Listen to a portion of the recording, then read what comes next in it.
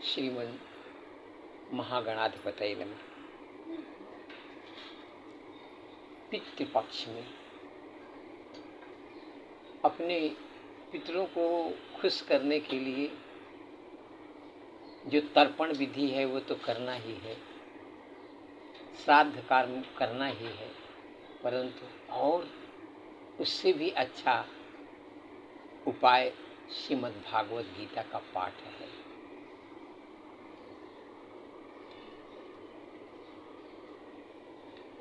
नित्य पाठ श्रीमद् भागवत गीता। गीता शास्त्रमिदं पुण्यम यः पठेत प्रयतः पुमान् विष्णोः पदमवाप्नोति भय शोकादिवर्जितः।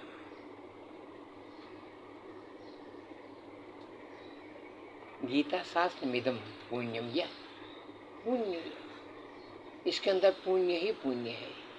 इसको जो पढ़ता है उसके भय और शोक समाप्त हो जाते हैं। श्रीमद् भागवत गीता महाभारत का एक छोटा सा चैप्टर है जो ज्ञान से भरा हुआ है। इस समय कृपा करने वाले श्री शिव जी, उनकी तो इच्छा है श्रीमद् भागवतम। वे कहते हैं देखिए, गीता बहुत अच्छी चीज़ तो है, ज्ञान है, तत्व है, इसको जो धारण कर ले आदमी उसका कल्याण तो हो जाता है, परंतु इसको आदमी सुन लेता है, धारण नहीं कर पाता है। इसलिए गीता पढ़ने के बाद भी ज्ञान वैराग्य अगर नहीं जगा तो श्रीमद् भागवतम ही पढ़ना पड़ता है। क्यों? कि जो गीता में कहा गया है, गाया गया है, वो श्रीमद् भागवतम में प्रत्यक्ष दिखाया गया है। आज मैं श्रीमद् भागवत गीता का एक श्लोक प्रथम अध्याय का ही पढ़ रहा हूँ।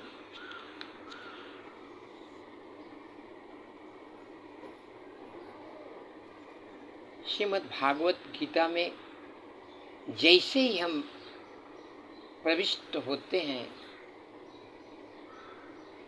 तो वहाँ पहले धर्म का नाम आता है। धर्म क्षेत्रे कुरुक्षेत्रे समवेत युयुत्सवः मामकाः पांडवाश्चैव किम कुर्वतु संजय। अब हम लोग मनुष्य योनि में एक क्षेत्र है, जैसा हमारी खेती बाड़ी का क्षेत्र है भौतिक संसार का, वैसे मनुष्य योनि में ये मानव का शरीर धर्म क्षेत्र है। ये धर्म करने के लिए ही हम लोगों को खाली मिला हुआ है। लेकिन हम कहते ही नहीं, हमको तो बहुत ज़्यादा विश्वास भी है कि ज़्यादातर लोग धृतराष्ट्र के ही जैसे हैं। हमारे बच्चे कहीं से कोई चीज़ अपनी मेहनत के अलावा लेके आते हैं, बहुत सारी संपत्ति या बहुत सारी चीज़ें जो उनकी नहीं है, उससे अपना ऐश्वर्य बढ़ाने का प्रयास करते हैं, धन संपत्ति। लेकिन माता पिता ये जानते हुए भी कि यह इसकी मेहनत का फल नहीं है, प्रसन्न होते हैं और फिर मन में ये कामना करते हैं कि मेरे बच्चे का भविष्य कैसा होगा। भगवान का स्मरण करते हैं, विद्वानों को, ज्योतिषविदों को बुला करके पूछते रहते हैं मेरे बच्चे का जीवन क्या होगा। उनको पता भी है कि मेरा बच्चा धर्म से बहुत दूर है, लेकिन उनको एक उम्मीद लग जाती है कि धर्म में लगे हुए व्यक्ति क्या कर पाते हैं। उनके पास तो रहने के लिए भी कोई ठीक से व्यवस्था नहीं हो पाती है, मेरे बच्चे ये अगर धर्म में चले गए तो इनका क्या होगा, तो संसार का सुख नहीं भोग सकेंगे। मैं तो नहीं भोग पाया, मेरे बच्चे भी नहीं भोग पाएंगे। अब इसके प्रणेता कृष्ण भगवान कहते हैं, मेरा तो धर्म की रक्षा करने के लिए ही अवतार हुआ है। जो धर्म में रहेगा उसको छोड़ करके बाकी सबको उखाड़ के फेंक दूंगा, कोई नहीं बचेगा। यहाँ कुरुक्षेत्र के युद्धस्थल में सैन्य निरीक्षण हो रहा है। पहले धृतराष्ट्र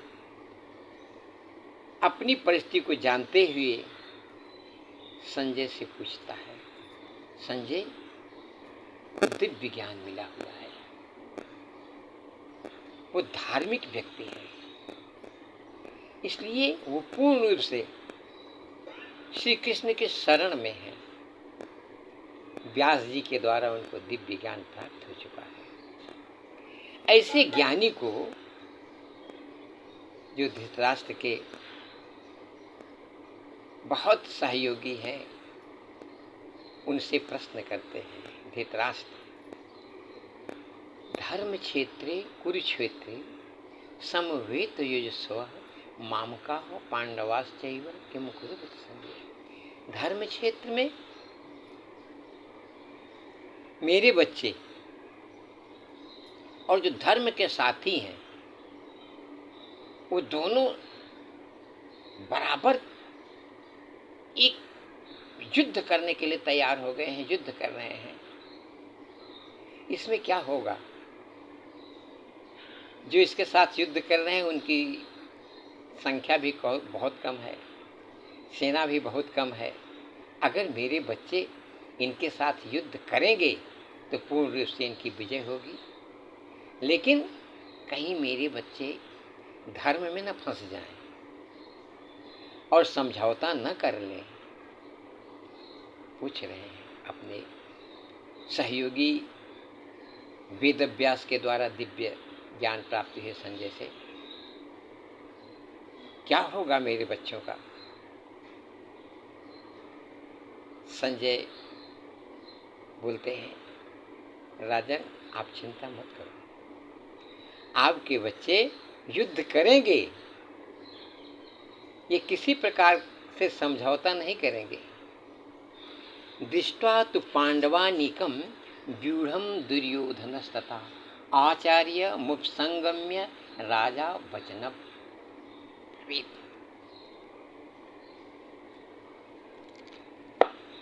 पांडवों की सेना को देख करके आप जिसको राजा बनाना चाहते हैं दुर्योधन, वो आचार्य के पास जाकर के प्रश्न कर रहे हैं।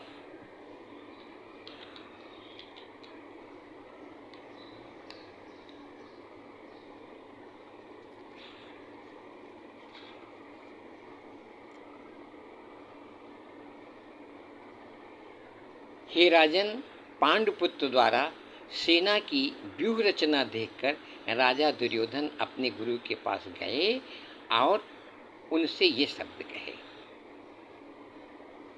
उनको उम्मीद तो पूरी है दुर्योधन जी को कि विजय मेरी ही होगी, लेकिन जो सेना देख रहे हैं पांडवों की सेना, उसकी रचना बड़ी सुंदर की गई है, इसलिए उनको थोड़ा थोड़ा भय भी लग रहा है। तो अपने आचार्य के पास जाकर प्रार्थना करते हैं,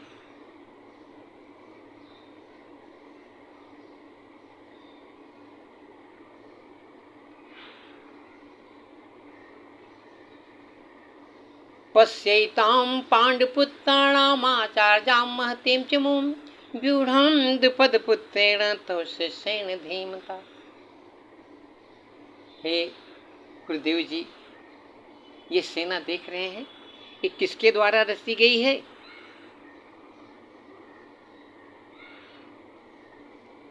आपका जो बुद्धिमान शिष्य है द्रुपद के पुत्र ने इतने कौशल से व्यवस्था किया है।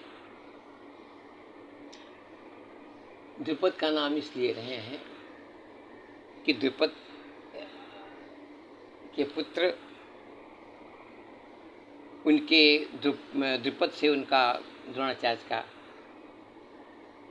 कुछ झगड़ा था और उनके पुत्र को भी द्रोणाचार्य ने बगैर किसी भेदभाव की वह शिक्षा दे दी जो अपने शिष्यों को दे रहे हैं। तो उनको यह बोध कराने के लिए कह रहे हैं कि आपने जिसको शिक्षा दिया है ना, उसने ही यह सेना तैयार कर ली है। आप कहीं ऐसा न हो जाए कि उसकी तरफ आपका शिष्य है, या और सारी बातों से मजबूत करने के लिए ये प्रश्न करते हैं। मैं कुछ श्लोकों के बाद भगवान का आगमन होता है। संजय युद्ध भूमि में बहुत सारे अपने सैनिकों का और पांडु युधिष्ठिर के सैनिकों का नाम बहादुरी के साथ गिनाते हैं। ये सब इनकी सेना में बड़े बड़े योद्धा हैं, बड़े बड़े वीर हैं।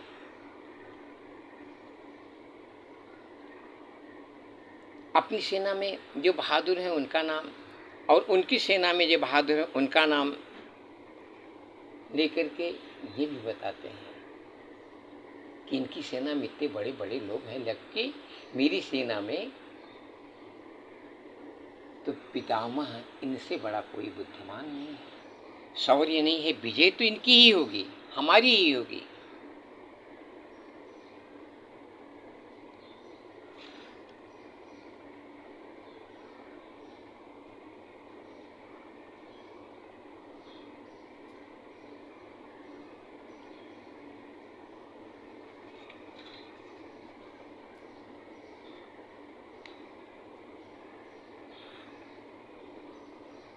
जैसे बालकृष्ण भीष्म पितामह की तरह देख करके बोले तो भीष्म पितामह को लगा कि कहीं मेरे ऊपर कुछ इसके मन में भ्रम तो नहीं हो रहा है। उन्होंने अपनी शंख बड़ी जोर से बजा दी, इसलिए कि इसका उत्साह बढ़े, इसका भय समाप्त हो। तच्च संजनयन हर्ष कुरुवृद्ध पितामह सिंहनादम विनाद्योच्चये शंखम दद्मौ प्रतापवान। बड़े जोर से शंख बजा दिए। बहुत उनकी शंख के साथ सब जितने युद्ध भूमि में बजते हैं सब नगाड़े और शंख बहुत बहुत नाद हुआ, लेकिन इसका असर पांडवों की किसी सेना पर एक पैसे का भी नहीं पड़ा। वो लोग मस्त सुने जैसे कोई घर में भगवान की पूजा में शंख बजा रहा हो। क्यों? कि पहले मैंने कह दिया, गीता शास्त्रमिदं पुण्यम यः पठेत प्रातः पुमान् विष्णोः पद्ममाप्नोति भय शोकादि वर्जितः। क्यों? उनके साथ साक्षात धर्म के प्रणेता, धर्म के मालिक कृष्ण भगवान हैं, तो उनको भय तो होगा ही नहीं, इसलिए उनको भय नहीं लगा।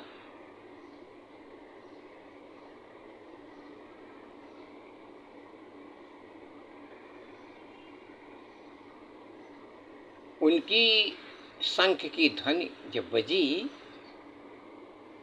तो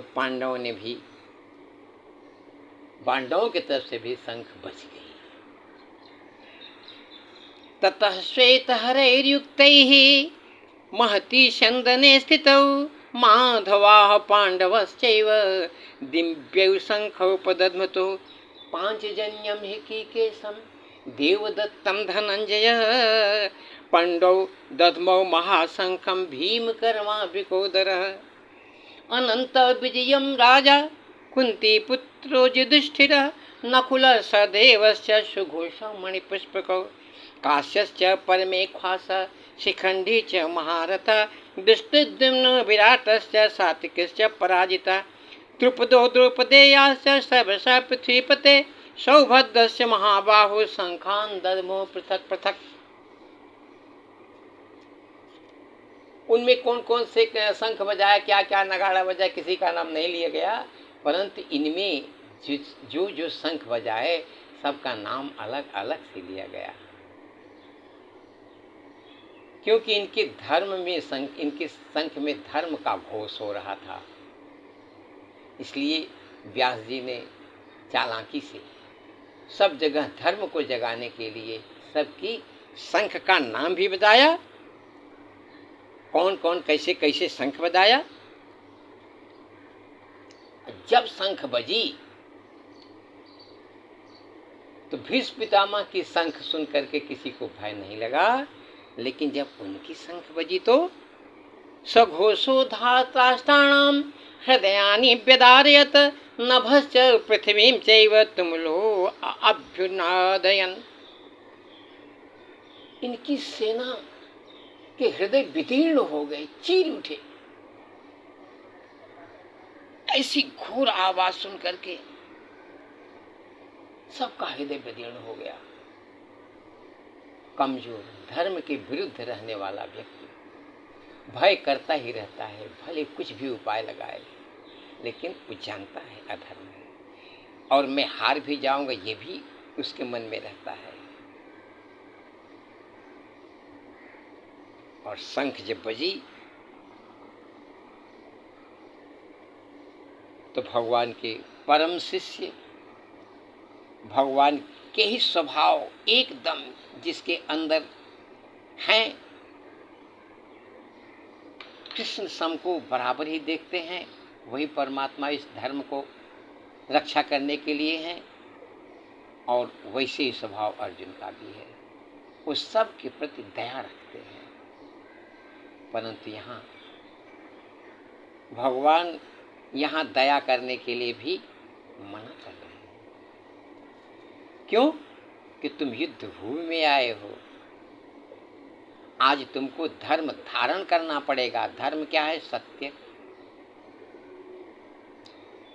गलत करने वाला कोई भी हो, अगर उससे गलती हो रही है तो उसको नष्ट करना ही पड़ेगा।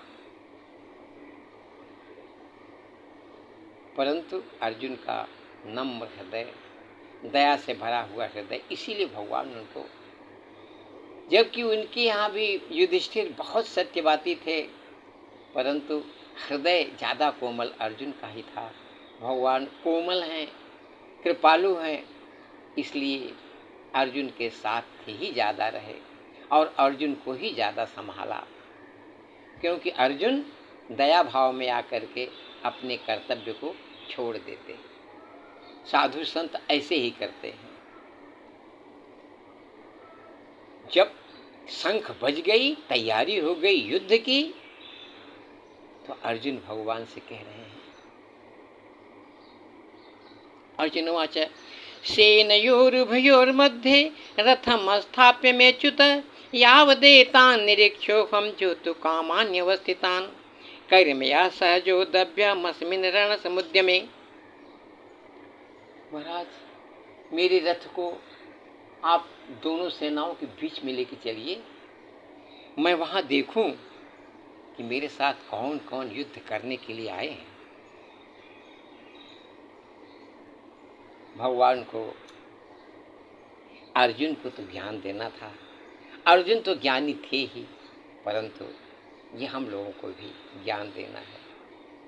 अब ये गीता हो रही है युद्ध भूमि के दोनों सेनाओं के मध्य में।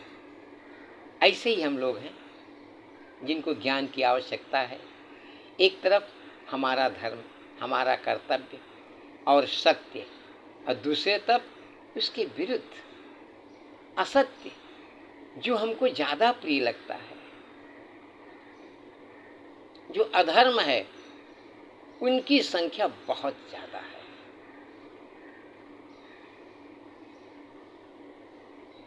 परंतु धर्म वाला व्यक्ति उसको भय तो होता ही नहीं। वो ये भी जानता है कि हमसे तो कोई जीत ही नहीं सकता है, पराजय तो सामने वाले की ही होगी। क्यों? कि मेरा हृदय भगवान के साथ है। भगवान सत्य ही है। वो साक्षात जिसके हृदय में सत्य धारण हो गया, वहाँ भगवान ही बैठ जाते हैं। तो भगवान उसको बोध भी देते हैं, नहीं नहीं नहीं, खाली दया में मत बह जाओ। यहाँ तुम बहुत सारे दोष भी कर सकते हो, अपनों को देखकर अपने कर्तव्य को भूल भी सकते हो, इसलिए तुमको सावधान करूंगा। अर्जुन बीच में जब खड़े हो जाते हैं तो दोनों तरफ देखते हैं, सब उनके सगे रिश्तेदार ही दिख रहे हैं। अब यहीं हम लोगों को भगवान सचेत कर रहे हैं कि अपने जो संबंधी हैं उनमें हमको दोष नहीं दिखाई देता है। वो गलती करते रहते हैं तो भी उनके पर दया लगती है, बेचारा समझते हैं। उनको दंड देने का मन ही नहीं कहता है, दंड दे भी तो खाली डांट करके। लेकिन ये तो यहाँ कृष्ण कहते हैं नहीं, एकदम उखाड़ के फेंकना होगा, जड़ से इनको पृथ्वी पर रखने ही नहीं देना है, कि इनको देख करके बहुत लोग बिगड़ जाएंगे। और तुमने आज ये गलती कर दी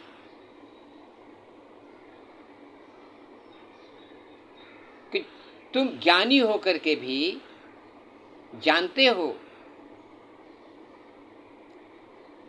कि इस पृथ्वी पर सब प्राणियों की रक्षा मात्र धर्म से हो सकती है, सत्य से हो सकती है। एक छोटी सी भी गलती आदमी को ध्वस्त कर सकती है, छोटी सी चिंगारी। लेकिन हम लोग तो कितनी हर पल हर समय गलती करते रहते हैं। धृतराष्ट्र ये हैं, अपने परिवार की, अपनी संपत्ति की बढ़ोतरी के लिए धर्म का एक कदम भी नहीं रखते, सोचते ही नहीं है। जब विनम्रता ही नहीं आती तो धर्म कहाँ से रहता है? हमारे यहाँ विनम्रता ही पैदा नहीं होती है। कहते हैं धर्म क्षेत्र में प्रवेश करने का पहला ही नींव है विनम्रता। ये अर्जुन के अंदर है विनम्रता। युद्ध में गए हैं, तीर लेकर गए हैं, धनुष लेकर गए हैं, लेकिन तो भी अपने सामने जो उनको युद्ध करने वाले गुरुदेव जी हैं, उनके वृद्ध पितामह और भी जो उनके रिश्तेदार हैं, उनको प्रणाम करते हैं और फिर अपने मन से कहते हैं नहीं नहीं नहीं नहीं, ये भौतिक सुख के लिए मैं इन लोगों को मारूं? चलो ये ठीक है, ये लोग तो संसार के चक्कर में पड़े हैं, आतताई हैं, लेकिन हमको तो ज्ञान है, मेरे साथ भगवान रहते हैं, मैं ऐसा अत्याचार नहीं करूंगा। अगर मैं ऐसा अत्याचार कर दिया तो मेरे कुल की परंपरा ही बिगड़ जाएगी। अरे मेरे साथ तो धर्म है, भगवान है, वहाँ सब मार डालेंगे, सब मर जाएंगे, कोई बचेगा नहीं, तो मेरे कुल की परंपरा बिगड़ जाएगी, मेरे यहाँ कोई पिंडदान करने के लिए ही नहीं रहेगा। ऐसा सोच करके अर्जुन कांप गए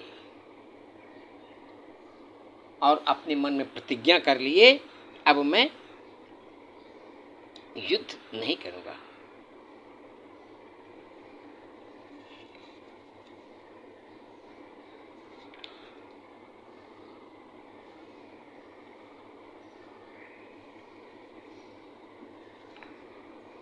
संजय बता रहे हैं और धृतराष्ट्र बहुत प्रसन्न हो रहा है। वो सोच रहा है कि अर्जुन तो दयालु है, ये तो युद्ध करेगा ही नहीं, बगैर युद्ध के ही सारी संपत्ति हमको मिल जाएगी, हम लोग ऐश्वर्य के मालिक होंगे। बहुत प्रसन्न हो गए। धृतराष्ट्र जान गए विजय मेरी ही होगी, क्योंकि अर्जुन भाग रहा है। इस प्रकार विचार करते करते करते करते अर्जुन इतना दौर्बल्य उनके शरीर में आ गया। संजय बता रहे हैं बुद्धिमानी से धृतराष्ट्र को कि अभी थोड़ा सांस ले, मजबूत हो जाओ, थोड़ी प्रसन्नता ले लो, बैठ सको। अगर तुम्हारा हृदय अभी कम कोमल हो जाएगा तो तुम गीता पूरा सुन ही नहीं सकोगे। इसलिए यहाँ उनका उत्साह वर्धन कर रहे हैं। संजय भगवान की ही बुद्धि हैं, इसलिए सबको धर्म की तरफ ले जाना चाहते हैं। और संजय उत्साहित कर रहा है धृतराष्ट्र को, कह रहा संजय वाच एव मुक्तार्जुन संख्ये रथोपस्थाउपाविशत् विसृज्य ससरम चापम शोक संविघ्न मानस। हे राजन, युद्ध भूमि में इस प्रकार कहकर अर्जुन ने अपना धनुष तथा बाण एक ओर रख दिया और शोक संतप्त चित्त से रथ के आसन पर बैठ गया। धृतराष्ट्र को विजय की पूरी संभावना हो गई। ऐसे ही हम लोग हैं, जरा सा भी कहीं हमारे तरफ से दिखता है फेवर में बेईमानी से, हम समझते हैं हमारी विजय हो गई। लेकिन आगे जो सत्य के अलावा तुम्हारा रहेगा वो उखाड़ दिया जाएगा, तुम्हारे पास कुछ नहीं बचेगा। क्योंकि भगवान जो सत्य का रक्षक है, जो धर्म का रक्षक है, उसको तैयार करेंगे। ये गीता का सार है। दूसरा अध्याय है।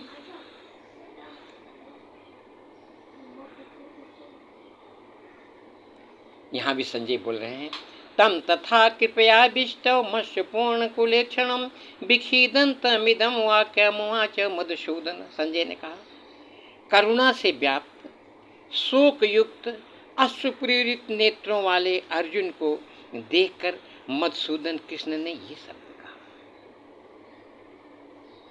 अब धृतराष्ट्र का जो उत्साह वह था वो धीरे धीरे कमजोर कर रहे हैं। उनको सुना करके उनका दौर्बल्य हृदय भी हो जाएगा। उनकी सेना में हर जगह दुर्बलता, खाली एक शब्द सुनने से। तो अब क्या समझा देंगे भगवान कृष्ण जी, क्या समझा देंगे? अर्जुन क्या कर सकता है? धृतराष्ट्र भी बुद्धिमान तो है। अरे हम लोग सब जानते हैं भगवान है ना, भगवान धर्म के साथी हैं और भगवान जिसके साथ रहते हैं उसी की विजय भी होती है। परंतु भगवान अभी हमारे तरफ ध्यान नहीं दे रहे हैं, तब तक चलो हम लोग जीत ले। लेकिन आज संजय बता रहे हैं भगवान ने क्या कहा, अब ये सुन लीजिए।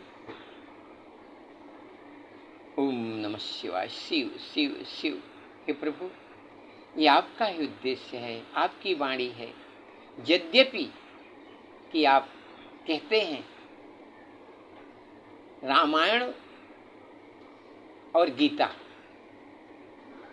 ये दोनों ज्ञान के लिए हैं, लेकिन हम लोग ज्ञान धारण नहीं कर पाते हैं। इसलिए श्रीमद् भागवतम आपको बहुत प्रिय है, लीला भगवान की आपको बहुत ज़्यादा प्रिय है। परंतु यदि ज्ञान नहीं रहेगा तो हम लीला भी नहीं समझ सकते। इसलिए आपके लल्ला बहुत सारी लीलाएं जो प्रेम की रस की भरी हुई थी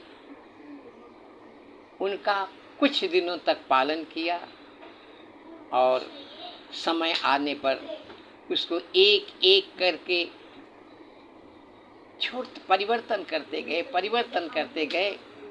मथुरा में आ गए, कंस चाणूर और अनेक उपद्रवियों का वध कर दिया। फिर जहाँ ज़्यादा उपद्रवी थे, जहाँ ज़्यादा अधार्मिक थे, वहाँ आ गए हस्तिनापुर में। और यहाँ आज फिर सावधान कर रहे हैं अर्जुन को। कहते हैं शिव भगवानुच कुतस्त्वाकस्मलमिदं विषमे समुपस्थितम् अनार्य जुष्टम स्वर्गम कीर्तिकरम अर्जुन। बोलते अरे अर्जुन, तुम्हारे मन में यह कलमश आया कैसे यह उस मनुष्य के लिए तनिक भी अनुकूल नहीं है जो जीवन के मूल्य को जानता हो। इससे उच्च लोक को नहीं अपितु अपयश की प्राप्ति होती है। इसलिए तुम सावधान हो जाओ। हम लोग गीता को एक धार्मिक शास्त्र समझ करके ही न पढ़ें, जीवन की सत्यता को रोज रोज सावधान होना पड़ेगा। हमको अपनी जो असत्य प्रवृत्ति है उसको छोड़ने का प्रयास करना पड़ेगा। ये मात्र गीता श्रवण से ही हो सकता है। जय श्री बालकृष्ण। आज हम यही करेंगे। आज हमारे यहाँ पितरों का पितृपक्ष का प्रथम दिवस है। हम उन सभी पितरों को प्रणाम करते हैं और यह अपनी श्रीमद् भागवत गीता का जो फल है उनको दे रहे हैं, क्योंकि हमको उन्हीं से मिला हुआ है। और अब श्रीमद् भागवत गीता में भगवान को प्रणाम करते हुए वंदे बोधमयं नित्यं गुरुं शंकररूपं यमाश्रितो हि वक्रोऽपि छन्दः सर्वत्र वन्दते। जय भगवत गीते, जय भगवद गीते। हरिः कमल बिहारिण सुंदर सुपुनीते। ओम जय भगवत गीते। कर्म सुमर्म प्रकाशिनी कामाशक्ति हरा। तत्वज्ञान विकासिनी विद्या ब्रह्म परा।